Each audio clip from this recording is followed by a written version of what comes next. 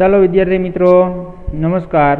તો હવે આપણે ધોરણ 11માં ચેપ્ટર 2 પરમાણુનું બંધારણ તો ગયા લેક્ચરની અંદર આપણે વિદ્યુત ચુંબકીય વિકિરણ છે તો વિદ્યુત ચુંબકીય વિકિરણના તરંગ સ્વભાવની વાત કરતા હતા। તો એના તરંગ સ્વભાવ ઉપરથી આપણે એક સૂત્ર જોયું C = V × લેમ્બડા। તો એની અંદર આ જે સૂત્ર છે તો એ સૂત્રની મદદથી આપણે હવે જે દાખલાઓ છે તો એ દાખલાઓની આપણે વાત કરીએ તો એની અંદર ગયા લેક્ચરની અંદર આપણે સૂત્ર છે તો એ સૂત્રની જે વાત કરી તો C = V × લેમ્બડા છે એ લેમ્બડા સૂત્ર આપણે જોયું। હવે એના ઉપરથી આપણે તરંગ સંખ્યા છે એ તરંગ સંખ્યાની વાત કરી કે ભાઈ V⁻= તો V⁻= જે તરંગ સંખ્યા છે તો એની પણ આપણે વ્યાખ્યા આપી કે ભાઈ એકમ લંબાઈમાં રહેલા તરંગની સંખ્યા। તો એકમ લંબાઈમાં રહેલા તરંગની સંખ્યા એટલે એના ઉપરથી તમારે ટેક્સ્ટબુકની અંદર જ્યાં વ્યાખ્યા લખેલી છે ત્યાં સૂત્ર લખી નાખવાનું છે V⁻ = 1/λ। તો આ એનું સૂત્ર છે એકમ લંબાઈમાં રહેલા તરંગોની સંખ્યા। તો હવે જુઓ કે ભાઈ તરંગ સંખ્યા છે એનો એકમ છે તો એ એકમની પણ વાત કરીએ। જે તરંગની સંખ્યા છે તો તરંગની સંખ્યા V⁻ = 1/λ। તો હવે એની અંદર લેમ્બડા જે છે તો એનો એકમ તમને ખબર છે ગઈકાલે વાત કરી આગલા લેક્ચરની અંદર કે ભાઈ =1/મીટર એટલે મીટર ઉપર વહી જાય એટલે શું થઈ જશે મીટર ઇન્વર્સ। તો આ જે એની શું છે તરંગ સંખ્યાનો એકમ। હાલો હવે કોયડાઓની વાત કરી દઈએ તો આ બે સૂત્ર ઉપરથી જ આપણે 2-3 કોયડાઓ છે એનો અભ્યાસ કરીએ તો 2.3 કોયડો છે એની વાત કરીએ કે ભાઈ ઓલ ઇન્ડિયા રેડિયો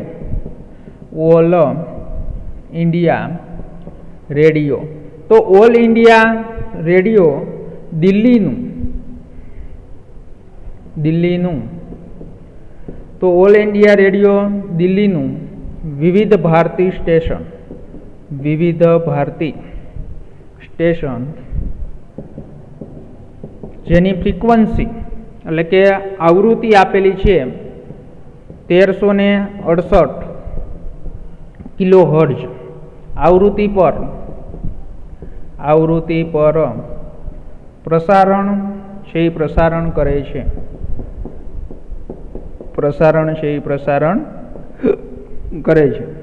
ટ્રાન્સમીટર વડે ઉત્સર્જિત થતા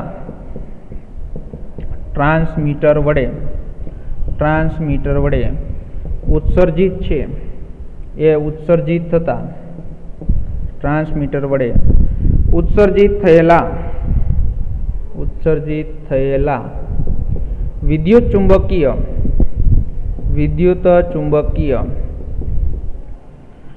વિકિરણની તરંગ લંબાઈ ગણો। વિદ્યુત ચુંબકીય વિકિરણની તરંગ લંબાઈ ગણો। અને જે તરંગ લંબાઈ જે તમે ગણો છો તે આપણે વર્ણપટ છે એ વર્ણપટના કયા વિસ્તારમાં આવે છે એ પણ આપણે અહીંયા નક્કી કરવાનું છે। તો જો તમને શું આપેલું છે આવૃત્તિ આપેલી છે આવૃત્તિ એટલે તમને ખબર છે V કેટલી આપેલી છે 1368 કિલોહર્ટ્ઝ પણ આપણે ખબર છે એનો એકમ શું છે હર્ટ્ઝ પણ તમને અહીંયા છે એ આવૃત્તિ છે એ આવૃત્તિ શેમાં આપેલી છે તો એ તમને આપેલી છે કિલોહર્ટ્ઝમાં છે એ તમને આપેલી છે એટલે તમારે પહેલાં એને શું કરવું જોશે હર્ટ્ઝમાં ફેરવવી જોશે। કિલો એટલે આપણે આગળ પહેલા ચેપ્ટરની અંદર ભણી ગયા તો કિલો એટલે 10ની કેટલી થાય 3 ઘાત એટલે શું થઈ જશે 1368 ગુણ્યા 10³ હર્ટ્ઝ થશે। હાલો તો હવે એની અંદર વિદ્યાર્થી મિત્રો આપણે જે સૂત્ર કાલે જોયું C = શું છે V × લેમ્બડા। તો હવે તમને શોધવાનું શું કીધું છે તરંગ લંબાઈ એટલે શું થાય લેમ્બડા। તો લેમ્બડાને આપણે સૂત્રનો કરતા બનાવીએ તો લેમ્બડા = શું થશે તો C/V તો C/V અને તમને બધાને ખબર છે C એટલે શું છે શૂન્ય અવકાશમાં પ્રકાશે કાપેલું અંતર। તો એ કાલે કીધું હતું એનું મૂલ્ય કેટલું હોય 3.0 × 10⁸ મીટર × સેકન્ડ ઇન્વર્સ છેદમાં आवृत्ति तो आवृत्ति है આપણે શું છે 1368 ગુણ્યા 10⁻³ સેકન્ડ ઇનવર્સ। હવે વળી પાછો પ્રશ્ન થાય કે હર્જ છે એ વૈજ્ઞાનિકના નામ ઉપરથી આપને કીધું છે પણ એની જગ્યાએ તમે આમ સેકન્ડ ઇનવર્સ પણ લખી શકો એટલે સેકન્ડ ઇનવર્સ શું થઈ જશે કેન્સલ।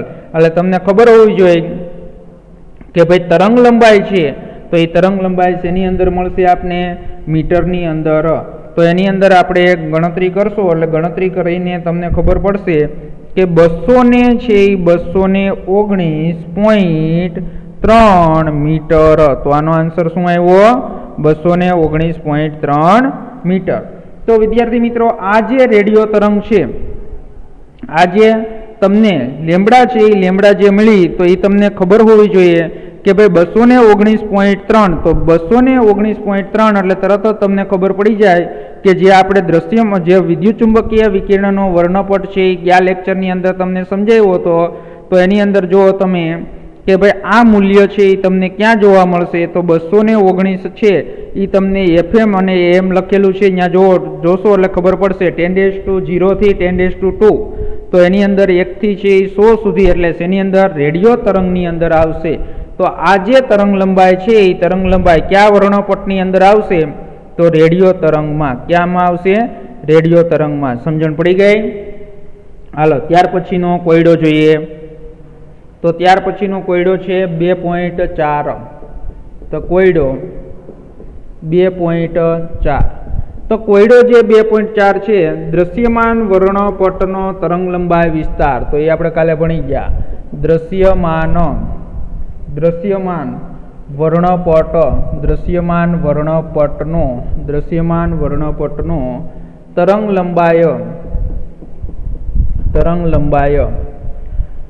લંબાઈ વિસ્તાર જે જાંબલી એટલે જાંબલી છે એની તરંગ લંબાઈ કેટલી છે તો કે ભાઈ નેનોમીટરની અંદર આપી છે 400 નેનોમીટર અને થી લાલ જાંબલીથી લાલ વિસ્તાર ખબર છે ને દ્રશ્યમાન વર્ણપટ તો લાલ જે છે એની તરંગ લંબાઈ લાલ કલરની તરંગ લંબાઈ 750 નેનોમીટર સુધી વિસ્તરેલો છે।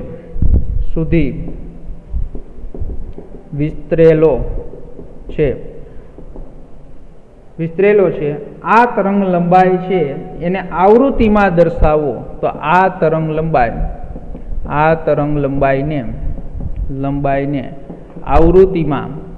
આવૃત્તિમાં દર્શાવો। હાલ તો હવે એની અંદર આપને બધાને ખબર છે કે ભાઈ જે આપણે આગળનું સમીકરણ છે એ જોયું તો બંને કલર માટે છે એ તમને મેં જે કાલે વર્ણપટ સમજાવ્યો તો એમાં ઉપર તમને છે એ શું આપેલી છે આવૃત્તિ આપેલી છે અને નીચે શું આપેલું છે તમને તરંગ લંબાઈ આપેલી છે। તો આ જે તમને તરંગ લંબાઈ છે તો એ તરંગ લંબાઈને શેની અંદર કન્વર્ટ કરવાની છે આવૃત્તિની અંદર। તો આપણે હમણાં જે સૂત્ર જોયું V = C/λ તો બંને કલર માટે છે કે ભાઈ આપણે શું કરીએ જાંબલી કલર માટે તો જાંબલી કલરની જે તમને શું આપેલી છે તરંગ લંબાઈ આપી છે એને તમારે આવૃત્તિમાં છે એ કન્વર્ટ કરવાની છે। એટલે આપણે આ જાંબલી કલર માટે કે ભાઈ એની અંદર આવૃત્તિ V = સૂત્ર શું થશે C/λ તો એની અંદર તમે છે V તમારે ફાઇન્ડ કરવો છે C એટલે તમને ખબર છે 3.0 × 10⁸ મીટર × સેકન્ડ ઇનવર્સ છેદમાં હવે જો લેમ્બડા જાંબલી કલર માટે તમને આપ્યું છે 400 નેનોમીટર તો 400 નેનોમીટર છે નેનોમીટરમાંથી તમને મીટરમાં ફેરવતા આવડવું જોઈએ। તો કેવી રીતે મીટરમાં ફેરવાય નેનો એટલે શું થાય 10⁻⁹ એટલે 400 × 10⁻⁹ મીટર તો મીટરમાં કન્વર્ટ થઈ ગઈ। તો હવે શું થશે 400 × 10⁻⁹ મીટર એટલે મીટર એકમ શું થયા કેન્સલ। તો હવે તમને શું મળશે સેકન્ડ ઇનવર્સ એટલે તમને આનું કેલ્ક્યુલેશન કરશો એટલે શું જો આન્સર આવશે 7.50 × 10⁻14 હર્જ અથવા તો અહીંયા સેકન્ડ ઇનવર્સ લખો તો વાંધો નહીં અથવા કોઈને એમ થાય કે મારે હર્જ આ પ્રતિ નથી હો હાલો તો તમારે હર્જ લખવું હોય તો પણ તમે લખી શકો। એવી જ રીતે લાલ કલર માટે છે, તો લાલ કલર માટે આપણે વાત કરીએ તો એના માટે સૂત્ર V = C/λ.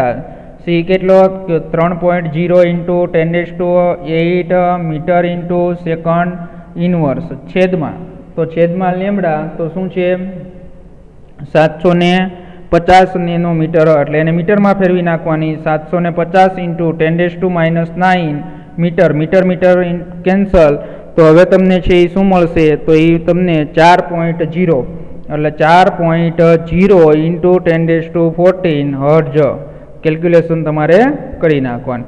ચાલો વિદ્યાર્થી મિત્રો, તો હવે તમારો જે દ્રશ્યમાન વર્ણપટ છે તો એ ક્યાં નેનોમીટરથી ક્યાં નેનોમીટરની ક્યાં આવૃત્તિ એની છે એ કઈ, તો કે ભાઈ 4.1014 હર્ટ્ઝથી 7.50 છે એ હર્ટ્ઝ સુધીની આવૃત્તિ ધરાવે છે.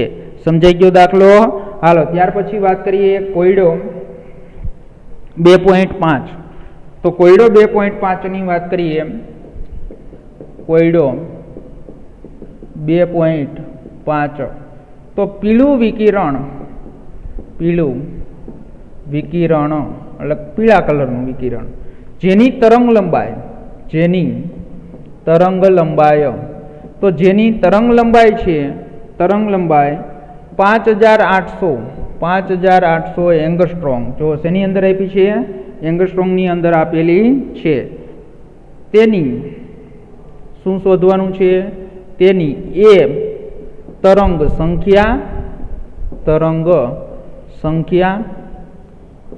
સંખ્યા અને બી આવૃત્તિ ગણો હાલ હવે આપણે એની અંદર વાત કરીએ તરંગ સંખ્યા ગણવાની છે. તો હમણાં જ તમને એનું તરંગ સંખ્યાનું સૂત્ર છે એ સૂત્ર લખાયું, પણ અહીંયા જો તમને લેમ્બડા છે એ 5800 શેની અંદર આપ્યું છે? એંગસ્ટ્રોમમાં આપેલું છે. એંગસ્ટ્રોમમાંથી મીટરમાં ફેરવવું હોય તો શું આવશે? 10⁻10, અને સેન્ટીમીટરમાં ફેરવવું હોય તો 10⁻8, એટલે 5800 ગુણ્યા 10⁻8 તો શેની અંદર થશે? સેન્ટીમીટરમાં. અને જ્યારે 5800 × 10⁻10 તો શેની અંદર આવશે? મીટરમાં. પણ આપણો એસઆઈ એકમ છે એ શું છે? મીટર, એટલે મીટરની અંદર આપણે ઉપયોગ છે એ કરશું. તો V બાર = હમણાં જ સૂત્ર કીધું 1/λ. તો V બાર = 1/λ. તો V બાર છે એ શું છે? તો એ તરંગ સંખ્યા છે. તો એની અંદર આપણે 1/ શું કરીએ? તો 1/5800 ગુણ્યા 10⁻10 મીટર. હવે આની અંદર તમે ગણતરી કરશો એટલે 1.724, તો 1.724 ગુણ્યા શું થશે? 10⁻6 મીટર ઇનવર્સ, 10⁻6 મીટર ઇનવર્સ. તો હવે એની અંદર તમારે જો આને સેન્ટીમીટરમાં ફેરવવું હોય તો 1.724 × 10⁻+10⁴ મીટર ઇનવર્સ. તો બેની અંદર સેન્ટીમીટર ઇનવર્સ. તો બંનેની અંદર મીટર અને સેન્ટીમીટરમાં તમે આન્સર આપી શકો, પણ મીટરમાં આપો તો વધારે સારું. એસઆઈ એકમ છે, સેન્ટીમીટરમાં આપવાની જરૂર નથી. હાલો બીની વાત કરીએ તો બી છે એ શું છે? આવૃત્તિ ગણો. તો V = છે એ શું થશે? C/λ.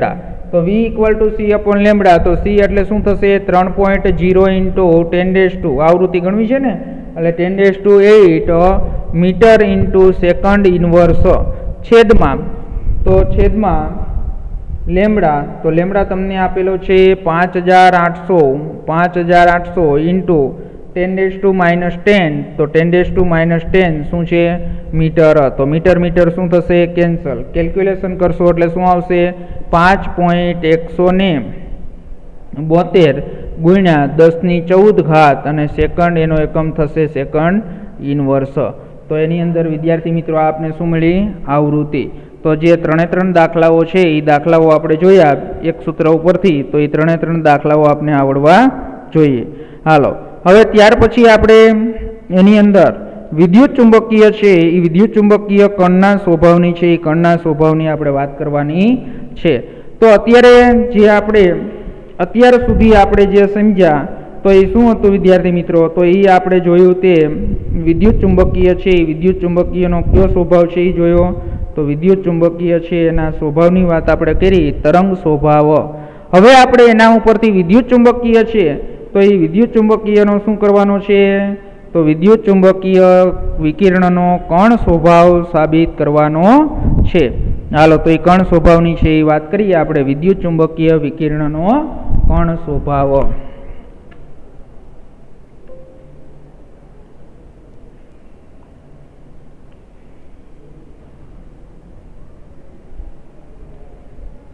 ચાલો વિદ્યાર્થી મિત્રો, વિદ્યુત ચુંબકીય વિકિરણ છે તો વિદ્યુત ચુંબકીય વિકિરણનો કણ સ્વભાવ. તો એની અંદર પહેલો સિદ્ધાંત છે પ્લાન્કનો ક્વોન્ટમ સિદ્ધાંત. ક્વોન્ટમ સિદ્ધાંતની આપણે વાત કરીએ તો એની અંદર પહેલા બે શબ્દ આપણે જોઈએ, વિવર્તન અને વ્યતિકરણ. તો વિવર્તન કોને કહેવાય અને વ્યતિકરણ કોને કહેવાય તો એ આપને ખબર હોવી જોઈએ. તો નીચે તમને વ્યાખ્યા આપેલી જ છે કે ભાઈ વિવર્તન એટલે શું? તો કે ભાઈ વિવર્તન એટલે કોઈ પ્રકાશનું કિરણ છે અથવા તરંગ છે એ સીધે સીધું જતું હોય અને કોઈ છે એ નડતરના કારણે છે એ વિચલન અથવા વળાંક પામે તો એને વિવર્તન કહેવાય છે. એટલે જો કે ભાઈ વિવર્તન એટલે કોઈ નડતરને કારણે તરંગનો વળાંક વિચલન થવાની જે ઘટના છે એને શું કહેવાય? વિવર્તન. અને બીજો શબ્દ આપ્યો છે વ્યતિકરણ.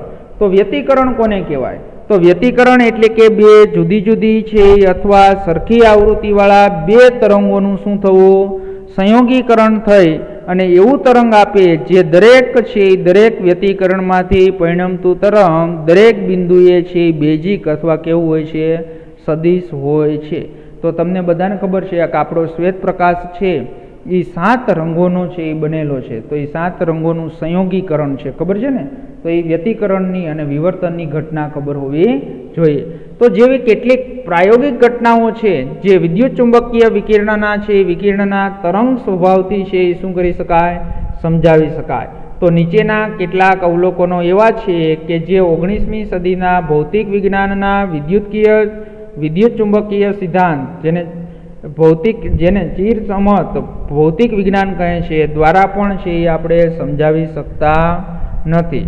તો હવે એની અંદર આપણે જે પ્લાન્કનો જે ક્વોન્ટમ સિદ્ધાંત છે તો એ ક્વોન્ટમ સિદ્ધાંતની વાત કરીએ તો એની અંદર જો કે ભાઈ પહેલું ગરમ પદાર્થો એટલે કે આપણે જો શું કીધું કે ભાઈ તરંગ સ્વભાવ જે છે તો એ તરંગ સ્વભાવ છે તો એ તરંગ સ્વભાવ અમુક પ્રકારના છે એ ભૌતિક વિજ્ઞાન છે એ ભૌતિક વિજ્ઞાનના અમુક સિદ્ધાંત છે એ સમજાવી શકતું નથી.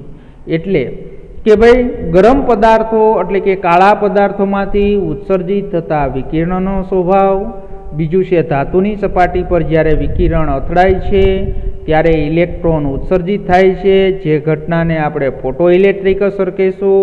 અને ત્રીજું છે કે ઘન પદાર્થની ઉષ્માધારિતામાં થતું વિચલન એ તાપમાનનું વિધેય છે. તો વિદ્યાર્થી મિત્રો, આ જે 3 બાબતો આપણે સમજવાની છે તો આ જે મેં તમને 3 બાબતોની વાત કરી એ હમણાં આપણે વિસ્તારપૂર્વક સમજીએ.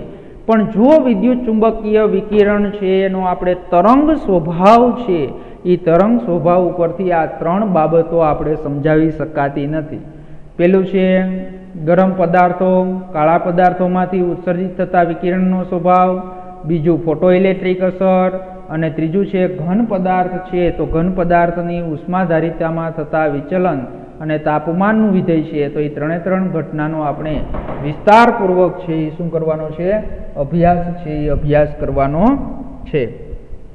હાલો, અને ચોથી વાત પણ કરી છે આપને કે ભાઈ હાઇડ્રોજનના સંદર્ભમાં પરમાણુઓનો રેખા વર્ણપટ છે આ ઘટના સૂચવે છે કે પ્રણાલીને ઉર્જાને માત્ર વિભિન્ન જથ્થામાં છે એ લઈ શકે છે અને બધી જ સંભવિત ઉર્જાને લઈ શકતી નથી કે વિકૃત કરી શકતી નથી. હાલો, આ 4 બાબતો આપણે વિસ્તારપૂર્વક છે એ વિસ્તારપૂર્વક આપણે અભ્યાસ કરવાનો છે. તો એની અંદર આપણે સમજીએ તો પહેલું છે કાળા પદાર્થમાંથી ઉત્સર્જિત થતા વિકિરણની વાત કરવાની છે. તો એ નોંધવું જરૂરી છે કે કાળા પદાર્થના વિકિરણની છે સ્પષ્ટ સમજૂતી સૌ પ્રથમ 1900માં મેક્સ પ્લાન્કે આપી હતી અને જે ઘટના નીચે પ્રમાણે વર્ણવી શકાય. તો પહેલું કે ભાઈ જો ગરમ વસ્તુઓ છે એ વિશાળ ગાળાની તરંગ લંબાઈમાં વિદ્યુતચુંબકીય વિકિરણોને ઉત્સર્જિત કરે છે અને ઊંચા તાપમાને વિકિરણનો મોટો ભાગ છે એ વર્ણપટના દ્રશ્ય ભાગમાં હોય છે. તો એનું એક તમને ઉદાહરણ છે એ પણ આપેલું છે, એ પણ આપણે જોઈએ કે જેમ જેમ તમે તાપમાન વધારવામાં આવે છે તેમ તેમ ટૂંકી તરંગ લંબાઈ એટલે કે વાદળી પ્રકાશ વધારે પ્રમાણમાં ઉત્પન્ન થાય છે. તો એનું ઉદાહરણ જોઈએ કે ભાઈ જો ઉદાહરણ તરીકે તમે લોખંડનો સળિયો લ્યો તો લોખંડના સળિયાને ભઠ્ઠીમાં ગરમ કરીએ તો પ્રથમ તે ઝાંખો લાલ થાય. કેવો થાય? ઝાંખો લાલ. અને ત્યારબાદ ધીમે ધીમે જો તાપમાન વધારવામાં આવે તો વધારા સાથે છે એ વધારે ને વધારે શું થાય? લાલ થતો જાય. અને આને હજુ પણ જો વધારે ગરમ કરવામાં આવે છે ત્યારે તે કેવો બની જાય? સફેદ બની જાય. અને તે તાપમાન ખૂબ જ વધે ત્યારે એ કેવો છે? વાદળી બને છે. જો લાલમાંથી ક્યાં ગયો? સફેદ થયો, સફેદમાંથી વાદળી. તો આનો અર્થ એ થાય કે લાલ વિકિરણ અમુક તાપમાને વધુ તીવ્ર હોય છે અને વાદળી વિકિરણ છે અન્ય તાપમાને વધુ તીવ્ર હોય છે. એટલે કે ગરમ પદાર્થો દ્વારા ઉત્સર્જિત થતી જુદી જુદી તરંગ લંબાઈઓના વિકિરણોની તીવ્રતા તેના તાપમાન પર આધાર રાખે છે. તો જે આપણે લોખંડના સળિયાને તમે ગરમ કરો છો તો એ ગરમ કરવાના કારણે શું થશે? તો એ ગરમ કરવાના કારણે છે એ વિકિરણ છે એનું ઉત્સર્જન કરે છે. જો ગરમ કરશો તો એ તમને લોખંડનો સળિયો છે એ લાલ રંગનો જોવા મળે છે. તો એ લાલ રંગનો કેવી રીતે જોવા મળે છે? તો તમને બધાને ખબર હશે કે જે લોખંડનો સળિયો છે તો એ લોખંડના સળિયામાંથી જે વિકિરણ ઉત્પન્ન થયું તો એ વિકિરણની તરંગ લંબાઈ લાલ રંગ જેટલી હોય એટલે એ જે વિકિરણ આપણી આંખની અંદર પ્રવેશે એટલે આપણે છે એ લાલ રંગ છે એ સળિયાનો લાલ રંગ જોવા મળે. પણ ધીમે ધીમે તમે જો એનું હજી તાપમાન વધારતા તો વધારે લાલ થશે, પછી તે સફેદ બનશે અને હજી જો તાપમાન વધારવામાં આવે તો એ વાદળી બનશે. તો તમને ખબર જ હોવી જોઈએ કે તમારું જે વિકિરણ છે તો એ વિકિરણ કોના ઉપર આધાર રાખે છે? તો ગરમ પદાર્થો દ્વારા ઉત્સર્જિત થતી જુદી જુદી તરંગ લંબાઈઓના વિકિરણોની તીવ્રતા તેના તાપમાન પર આધાર રાખે છે. સમજણ પડી? હાલો હવે આપણે કે ભાઈ 1850ના અંત સુધીમાં એ જાણીતું થયું હતું કે જુદા જુદા દ્રવ્યોમાંથી બનેલી વસ્તુ જો જુદા જુદા તાપમાને રાખવામાં આવે તો તે જુદા જુદા જથ્થામાં વિકિરણોનું શું કરે છે? ઉત્સર્જન કરે છે. તો એની અંદર તો આપને ખબર જ હોય કે જો જુદા જુદા દ્રવ્યોથી બનેલી વસ્તુઓ હોય તો એ જુદા જુદા તાપમાને રાખવામાં આવે તો જુદા જુદા જથ્થામાં વિકિરણોનું શું કરે છે? ઉત્સર્જન કરે છે. અને આ ઉપરાંત વસ્તુની સપાટી છે એ સપાટીને જ્યારે પ્રકાશ વિદ્યુતચુંબકીય વિકિરણ વડે છે એ વિકૃત કરવામાં આવે છે ત્યારે વિકૃત ઉર્જાનો કેટલોક ભાગ શું થાય? પરાવર્તન પામે છે અને કેટલોક ભાગ છે એ શું થાય? શોષાય છે અને કેટલોક ભાગ પારગમન પામે છે. અને અપૂર્ણ અવશોષણનું કારણ એ છે નિયમ અનુસાર કે સામાન્ય વસ્તુઓ છે વિકિરણની અપૂર્ણ અવશોષકો હોય છે અને આદર્શ પદાર્થ કે જે બધી જ આવૃત્તિઓનું શું કરે? ઉત્સર્જન અને અવશોષણ કરે છે તો તેને શું કહેવાય? કાળો પદાર્થ કહેવાય છે. તો એ તો આપણે 10મા ધોરણની અંદર ભણી ગયા કે જે બધી જ છે એ આવૃત્તિનું શું કરે? ઉત્સર્જન અને અવશોષણ કરે તેને કાળો પદાર્થ કહેવાય છે. અને આવા કાળા પદાર્થમાંથી ઉત્સર્જિત થતા વિકિરણને કાળા પદાર્થ વિકિરણ કહેવાય છે. અને વ્યવહારમાં આવો કોઈ પદાર્થ હજી અસ્તિત્વ ધરાવતો નથી, ખાલી એના શું છે? આપણે નિયમ જ છે. તો કાર્બન બ્લેક કાળા પદાર્થને લગભગ વધુ સમાન હોય છે. કાર્બન બ્લેક એટલે એનું ચોક્કસ ઉદાહરણ ન આપી શકાય પણ કાર્બન બ્લેક છે એ કાળા પદાર્થને લગભગ છે એ વધુ સમાન હોય છે. અને કાળા પદાર્થો સાથે સારું ભૌતિક સહનિકટન ધરાવતું ઉદાહરણ એક નાનું છિદ્ર ધરાવતી બખોલ છે અને જેનું બીજું કોઈ દ્વાર નથી. તો છિદ્રમાં દાખલ થતું કોઈ પણ કિરણ છે એ બખોલની દિવાલમાંથી પરાવર્તન પામશે. અંતે દિવાલો વડે છે એ દિવાલો વડે શું થશે? શોષાશે અને કાળો